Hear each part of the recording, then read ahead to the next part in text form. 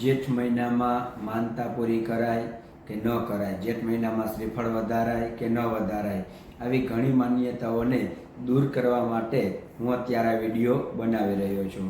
નમસ્કાર દર્શકશ્રીઓ, નક્ષત્ર જ્યોતિષ કાર્યાલયના માધ્યમથી આજે હું જેઠ મહિનામાં કયા કાર્ય થાય અને કયા કાર્ય ન થાય એનું સચોટ માર્ગદર્શન બતાવવા માટે આવ્યો છું. તો જેઠ મહિનો છે એ પવિત્ર મહિનો છે, કારણ કે એમાં ભીમ અગિયારસ આવે છે. તો બધી અગિયારસમાં પવિત્ર અગિયારસ ભીમ અગિયારસ બતાવી છે. તો આ જેઠ મહિનામાં જ શું કામ આવે? કારણ કે જેઠ મહિનામાં વ્રત થતા હોય તો જ આ અગિયારસ આવે. પછી વડ સાવિત્રીનું વ્રત છે એ પણ જેઠ મહિનામાં જ આવે છે. તો બે મોટા વ્રત આમાં બતાવ્યા છે. એ ઉપરાંત જેઠ મહિનામાં કોઈ પણ કાર્ય તમારે કરવું હોય તો થઈ શકે.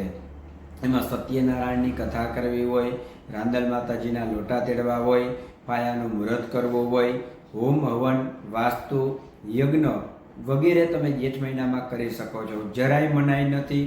કોઈ શાસ્ત્રમાં આ જેઠ મહિનામાં આ કાર્ય ન કરવું એવું ક્યાંય લખ્યું નથી. એ બધુંય તમે જેઠ મહિનામાં કરી શકો છો. પછી એમાં શુભ અશુભ મહિના આ તેવું ઘણું બધું બતાવ્યું હોય, પણ જેઠ મહિનામાં કયા કયા કાર્ય તમે કરી શકો, માનતા કોઈ પણ પ્રકારની હોય તો પૂરી થાય, શ્રીફળ વધારવું હોય તો પૂરું શ્રીફળ તમે વધારી શકો. હું જે કામ કરું છું ત્યાં એવા પ્રશ્ન આવે છે કે અદા નારિયેળ વધારાય જેઠ મહિનામાં કે ન વધારાય? તો હું એમ કહું છું કે જેઠ મહિનામાં વધારો કે બીજા મહિનામાં વધારો, દેવ તો એ જ રહેવાના છે ને. જેઠ મહિનામાં ડુપ્લિકેટ દેવ આવે, શ્રાવણ મહિનામાં ઓરિજિનલ દેવ આવે, એવું તો નથી ને. તો પછી શું કામ ઉપાધિ કરવાની હોય? ગમે ત્યારે તમે માનતા પૂરી કરી શકો.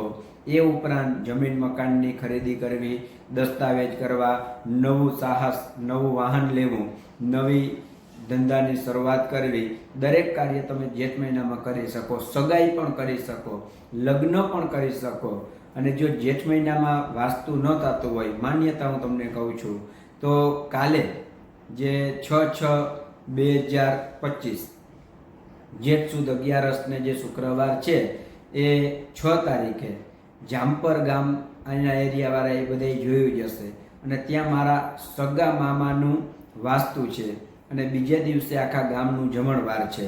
સમસ્ત ગામના ટેકાથી અને સમસ્ત જે યજમાનશ્રીઓ છે એના સહમતિથી ગામનું જમણવાર રાખેલું છે.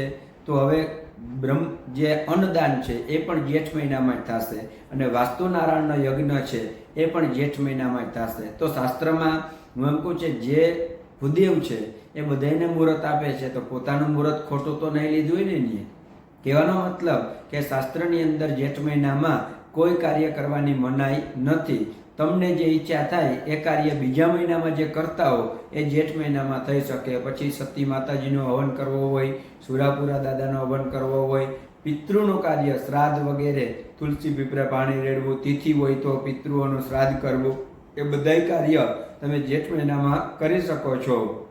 એક મારી પાસે પુસ્તક છે, એમાં બતાવ્યું છે કે 3 જ્યેષ્ઠ ભેગા ન કરાય. 3 જ્યેષ્ઠ એટલે શું એ હું તમને ટૂંકમાં જ કહું કે જ્યેષ્ઠ એટલે મોટું થાય. તો મોટી દીકરી, મોટો દીકરો અને જેઠ મહિનો હોય ત્યારે લગ્ન ન થાય.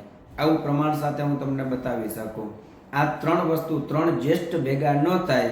બાકી જેઠ મહિનામાં જે કાર્ય કરવું હોય એ કાર્ય તમે કરી શકો. ઘણા જો 3 કાર્ય ન કરતા હોય, કાં 2 કરે અને કાં 4 કરે, તો 3 જ્યેષ્ઠ ભેગા ન થાય આવું શાસ્ત્રની અંદર બતાવ્યું છે. શું કામ બતાવ્યું, કેમ બતાવ્યું, કેવી રીતના બતાવ્યું એ હું જાણતો નથી, પણ બતાવ્યું છે એટલું હું તમને કહું છું. અને હું જે કહીશ એ શાસ્ત્ર સહમત વસ્તુ જ હશે.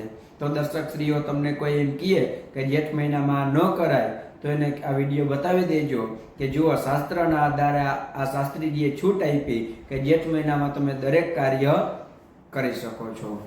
ધન્યવાદ.